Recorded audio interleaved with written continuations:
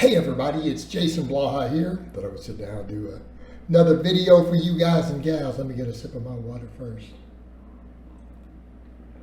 My beautiful radio voice going. Let's talk about this.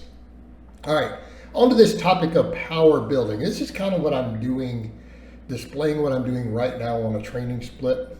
I'm taking a lot of ideas of very successful coaches and even some researchers and putting my own spin on all of it. So the whole topic of power building, essentially that's what I'm doing. I am basically power building now. Yes, it looks like bodybuilding training. All the powerlifters are like, this is like pure bodybuilding to me. But a lot of pure bodybuilders might look at it and go, I don't know, it looks more like power building in the sense of what am I doing? And this is what I would say to a lot of you also. I start every day with a heavy barbell lift, okay? Because I have 4 training days, because I have a chest and a back day right now. I have a posterior chain and a shoulder day, then I have an arm day, and I have a leg day. What's the first exercise I do? Wide grip bench press on chest day, right where we started. Of course, I superset it with weighted pull-ups. Shoulder and posterior chain, I did a deficit deadlift. Okay. Arm day started with a closed grip bench press. Leg day started with pause squat. Right? Did high bar pause squats. So I'm starting with the big 3. Are these variations of the big 3? Yes. They're not necessarily the powerlifting versions because I'm not arching on the benching. We're doing a deficit deadlift, so on and so forth. But the idea is the same. Because I'm doing these with moderately heavy weight, right? They're not really low reps. It's not in the 1 to 3 really at the moment. It's around that 5 to 8. Moderately heavy. So when you look at that and we say, okay, will that carry over to 1 rep maxes? Yes, because it is heavy enough, we're going to get some transfer. It's above 80%. Now it's not going to be optimal for peaking a max, so it's definitely not powerlifting. But then people will say, well, what's the compromise? There is no compromise. Why? Big exercises done for 5 to 8 reps, taken through a long range of motion, are great for hypertrophy.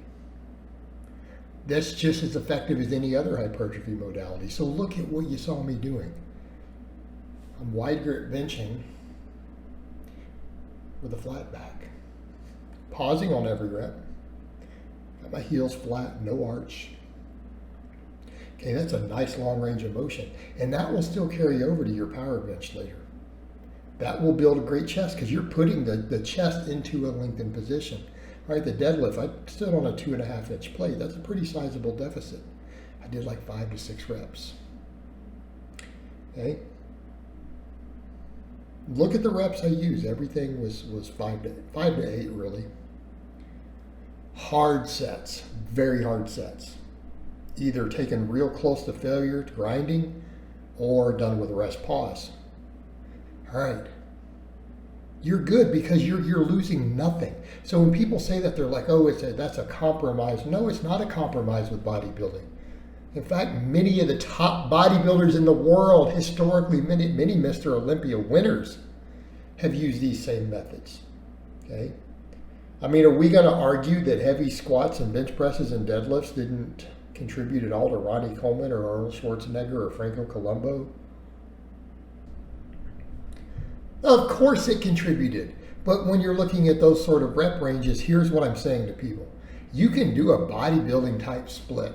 You can do a split routine and still start with an exercise like that, and you will develop plenty of strength that will help you maximize your strength.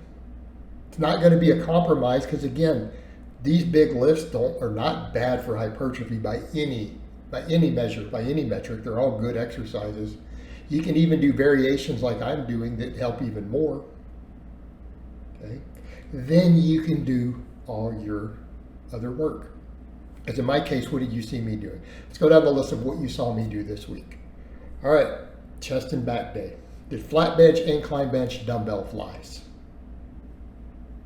And that's wide grip flat back bench. That's great chest combination. What I do for my back? Weighted pull-ups, barbell rows, 1-arm dumbbell rows. Done. Posterior chain and shoulder day, what did we do? We superset everything other than on leg day. Deficit deadlifts, glute ham raises, reverse hyperextensions. 3 fantastic posterior chain exercises. What about shoulders?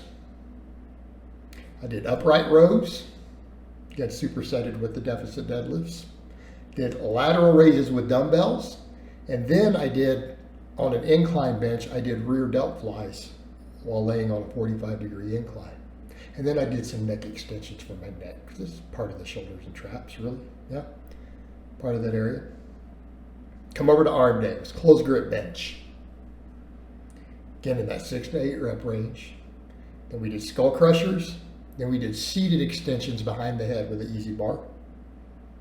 Biceps, what do we do? Standing dumbbell curls, dumbbell preacher curls, dumbbell incline curls.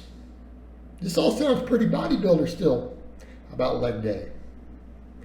We did high bar pause squats. We did belt squats, like the natural way without a machine, hanging around plates, standing up on boxes. Did weighted sissy squats, standing calf raises, hanging leg raises. Done. Okay. So you look at that and say, okay, that very much a bodybuilding routine. I mean, a 4-day split like that. But all we do is start off with moderately heavy. Again, I did 5 to 8 reps. We're not talking crazy heavy. Moderately heavy, big 3. Right? And we used the variation specific to what we were trying to do. So on chest day, we did a wide grip bench. And my wide grip is really wide for those who watched it. My index fingers are on the rings, right? Sorry, my pointer fingers are on the rings. Closed grip bench, I'm all the way in shoulder width, right? Right there by the smooths. You know, so do that on tricep day. And it works. And then you do all of your other big compounds, and then you follow up with isolation movements, because you can still come through and do isolation for every muscle. I mean, I isolated over half the muscles in my body. Everything except what, maybe lats and traps. Pretty much. Because I think the sissy squats are more or less a quad. I'd count them as a quad isolation, really.